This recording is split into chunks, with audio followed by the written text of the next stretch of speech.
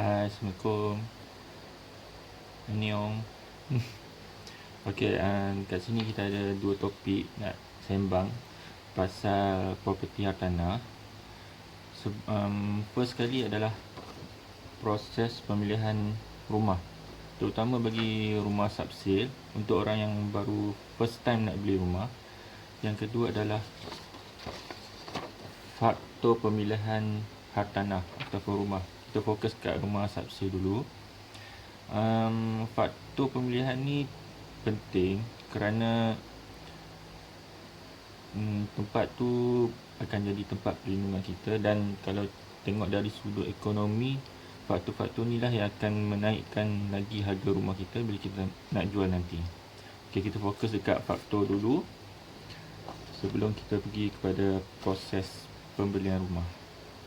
Okay, di sini kita ada 6 faktor yang kita pilih secara rasional.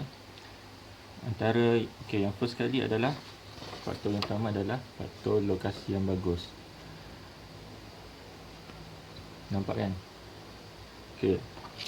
Faktor lokasi yang bagus ni, biasalah kalau kita nak beli rumah mestilah kita tengok lokasi yang bagus kan. Terutama untuk mereka yang bekerja. Faktor lokasi yang bagus ni kita boleh kaitkan dengan tempat kita bekerja. Contohnya kalau si A ni bekerja dekat dengan Kuala Lumpur, maka dia perlu pilih rumah yang surrounding dengan Kuala Lumpur itu saja. Okey, yang kedua adalah dari segi bajet. Untuk tahu bajet kita sebelum kita beli rumah ni, kita perlu semak dahulu kelayakan yang kita mampu untuk membeli rumah. Nak semak kelayakan ni tak susah pun, sebab kalau kita upah ejen untuk proses-proses pembelian rumah ni, ejen sendiri akan boleh lakukan untuk menyemak kelayakan. Tak perlu tunggu bank lama-lama, sebab ejen sendiri sudah ada mortgage banker dia sendiri. Kemudian selepas dah tahu kelayakan, barulah kita tahu tahap kemampuan kita untuk beli rumah. Contohnya kalau si A ni kelayakan dia pinjaman loan cuma 200,000, tetapi dia tidak semestinya boleh membeli rumah 200,000. Dia kena tahu tahap kemampuan dia juga. Tahap kemampuan ni pula diukur melalui, contoh kalau 200,000 tu kemudian dia ada hutang, dia ada pinjaman.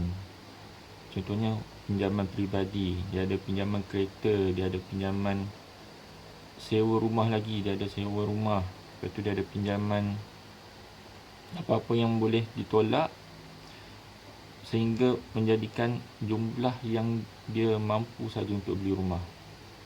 So, kelayakan dan kemampuan tu berbeza. Tak semestinya orang yang layak 200,000 boleh beli rumah 200,000. Sebab apabila ditolak dengan semua punya hutang-hutang, semua pinjaman semua, kelayakan kemampuan dia cuma adalah 180,000. Maknanya rumah yang dia layak cuma 180,000. Okey, seterusnya yang ketiga. Yang ketiga adalah dari segi keselamatan.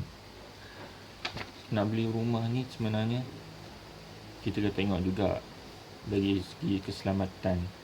Kalau rumah yang tak ada security, tak ada guard jaga ni, risiko dia tinggilah untuk penjenayah-penjenayah berlaku.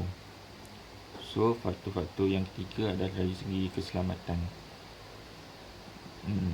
Selalunya kalau kebanyakan sekarang rumah, ada banyak rumah yang dah gated.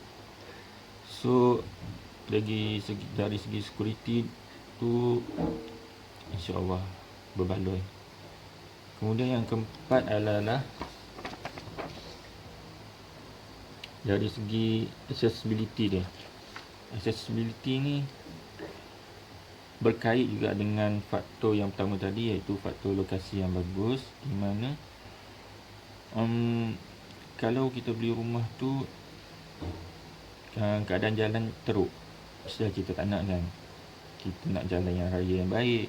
Kemudian dekat dengan highway. Sebab apa? Sebab kalau orang-orang yang bekerja bandar ni selalunya nak dekat dengan highway supaya cepat sikit masa perjalanan dia. Okay, kemudian dari segi public transport, public transport ni penting terutama untuk orang yang bekerja di tengah-tengah bandar. Sebab apa? Sebab di bandar ni selalunya pagi-pagi tu berlaku kesesakan.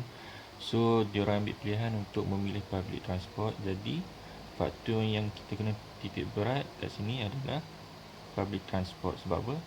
Rumah kita dekat dengan public transport, senang untuk kita bergerak ke sesuatu tempat dan tempat yang lain, ke tempat kerja kita lah maksudnya. Okay, lepas tu kita fokus kepada yang kelima. Yang kelima adalah dari segi amenities. Ibu-ibu bapa mestilah selalunya akan memilih rumah yang dekat dengan sekolah. Supaya apa?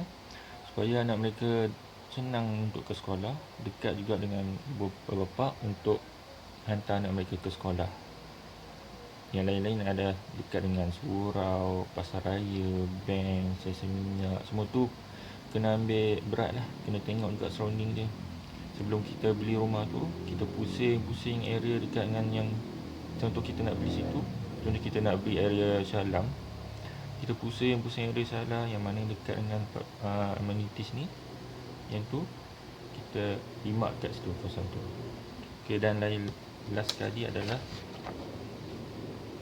lain-lain tu. First kita boleh faktor-faktor pemilihan rumah ni, setiap orang berbeza. Dia ada nak tengok design-design rumah, ada yang nak rumah, ada yang nak bumbung flat, ada yang nak bumbung macam biasa, ada nak yang petak, macam-macam lah ragam manusia. So tu pun boleh dititik berat. Dan tambahan faktor-faktor lain dari sudut ekonomi lah, dari sudut ekonomi dia. Sebelum kita nak beli rumah tu, kita tengok dulu dia punya faktor ekonomi di kawasan situ. Kalau berlaku di situ, kalau banyak kemudahan, amenities, accessibility semua tu, pasti akan berlaku penjualan, pembelian barang-barang. Di situ kita boleh tengok dari faktor ekonomi dia mesti bagus lah. Kalau berlaku pengaliran wang tu, kalau duduk dekat satu tempat tapi tak ada apa-apa pun, tak ada penjualan, tak ada pembelian, so macam duduk lautan lah. Okey, itu saja proses pembelian rumah. Kita akan ajar secara detail untuk next lah. Bila tu tak tahu lagi. Okey, takat tu saja. Sorry pakai cap sebab rambut dah macam memberang, macam hutan lah. Tu je. Terima kasih. Bye. Assalamualaikum.